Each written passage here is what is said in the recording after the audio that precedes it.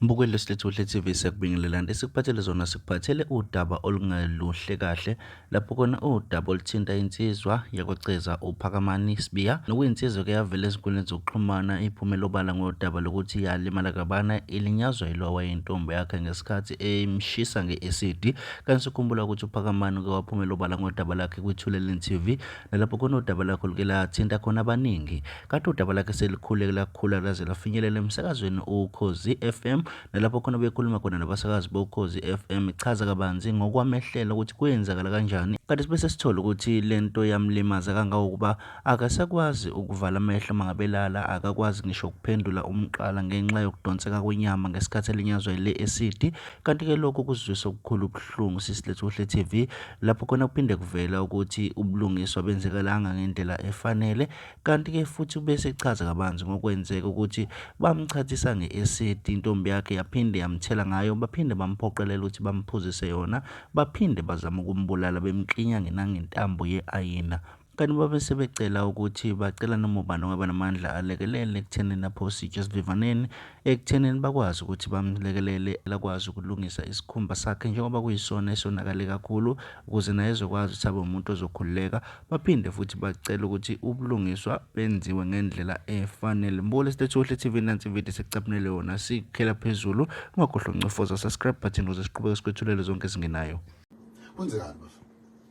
Sinomfowethu la uPhakamani wakwaSibiya. Wethu ukuthi ungathi wathelwa ngeacid. Umuntu athandana naye wesimami. Angagcina ngokumthela ngayo omnika futhi akachathe ngayo. Bazobambamba bamphuzisa ngeacid. Wonakala kumzimba njengoba nje. Laba uphinde umenza isithombe kumlalelo ongaboni yamenzani le acid kumjani? Yamshisa nje ngaphakathi echatha ngayo futhi yamshisa ithumbu ngoba usesebenzisa isigubhu njengamanje. Ebusweni ke yamshisa nje indleba kanayo, amehla akavaleki ngisho nomelana ulale ebhekile because ubuso badonseka. Akakwazi ukuphendula ikhanda because la ngaphansi inyama yavela donseka. Ne. Khona ke lensizwa ke sikhuluma nawe namhlanje uKhozi FM. Mfowethu Sibiya sodwa sekubikelela bafo sikwamukele kuKhozi. Ngiyabonga Siqomanzi. Uthi uphuma waceza uphinde uceza. Ngiphuma waceza kwa brush isigodi. Hawe. Lapha ko brush angifunde emnyamana lapha nje ngihamba ngeenyawo mangekho. Ngasekhaya phela la. Mfowethu nathi bani siyakubona manje ukuthi ulimele siyangumuntu wendlalela indaba. Mhlawumbe ungasikhumbuza iqale iphi lo daba lo? Udaba lami lwenzeka ngonyaka 2022 ngomhla ka-13 April. Endaweni yaseMagwaveni la ngihlala khona uThongathi. Yeah. Endlini la ngangiqashe khona la ngihlala khona. So istory sami usisi ngangithandana naye ngaso sikhathi. Sasi ngoba ngangizogodwa ngemakhaya ku Good Friday because kwakulesithathu usuku lesigameko Friday wazoba ngolesihlanu. So usisi lo sasivumelana ukuthi kumele sibonane before ngigodwe ngemakhaya ngizohamba kulesine entambama. Yeah. So savumelana. Me ngafika ngibuye emsebenzini entambama kulesithathu. Wafika emva kwami endlini angihlali naye uhlala kwelinye iflat khona lapho uThongathi. So mayifika endlini wayiphethe uKerabek lo wase Food Lovers. Wafika wathi ngena ngendlini wangithatha wanginika ihug into engiyithandana ukuthi ngiyonke into right. So mengena wathatha wakhipha ukudla kweKerabek wakubeka phezu kwetafula. Lo Kerabek wakhona ukudla ukhona nalesi sigubhu sasingavezile ukuthi khona noyesikhave nge-newspaper. So ngase ngithi into wasimefika ayifuna ukulala nami. Ngathi mina ngeke ngikwazi ukulala nawe ngoba vele uzolala vele la endlini ayikho into engijahile ngicela ukuyogeza kuqala. So ngivumelane ke ngihambe ngiyogeza. Ngithi esethi hayi njalo ngiphathele ichibi. Ichibi lamanzi athandazela. Ngaye ngawasebenzisa before. Ngiyawazi.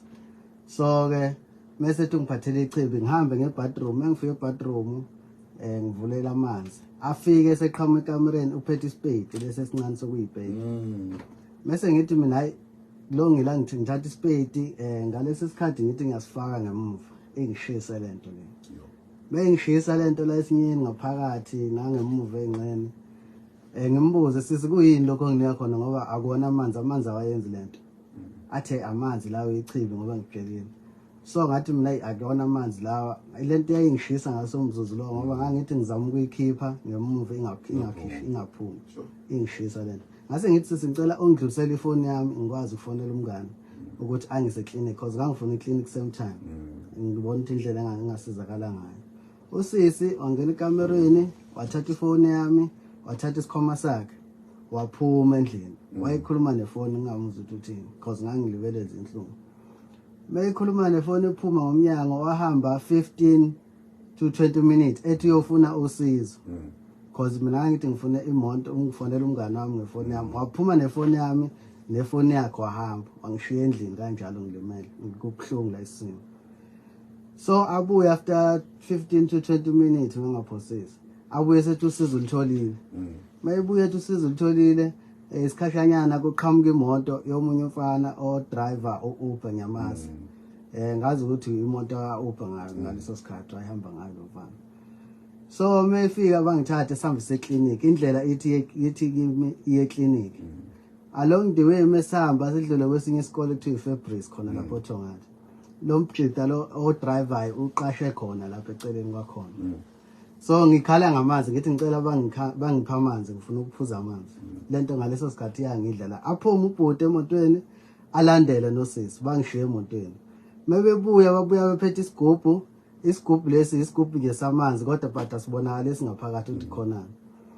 Ngifike bangena emotweni ngiwathathe ngithi ngiyaphuza ngesikhathi ngithi ngiyaphuza iphinde ingishise lento emlonyeni.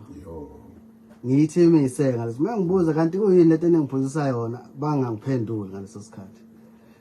Indlela iqhubeke ithi eclinic mesifika othongathi robotini ufuna ngangena ngo right ashona eclinic angidlule nami mebedlula nami bayoma kwamanye ama flat la kuhlala khona usisi lo. Mefika kuphuma omunye umjida owayigqoka ikepisi nemask le evalayo le eshiya amehlo neshort wayigqokile ukukhumbula kahle.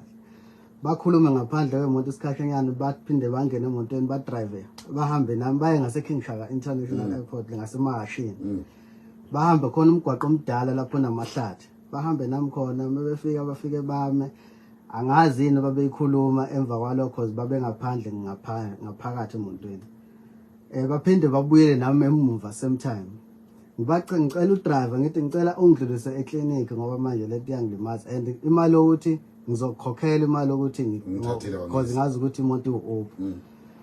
Udriver naye engangiphenduli bonke bahambe mase behamba babuyela nami endlini la ngihlala khona engiqashwe khona.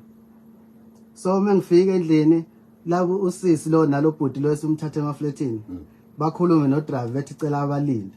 Mebethi balinde udriver anqabe futhi ashaye imoto ahamba ashiye mina yilo sisi nalobhuti esimthathe efletini. Singene endlini mangena endlini ngiphuza amanzi. Mengiyese ngigibela phe kombhede ngilale phe kombhede ngibheke phezulu ngisalalela izinhlungu.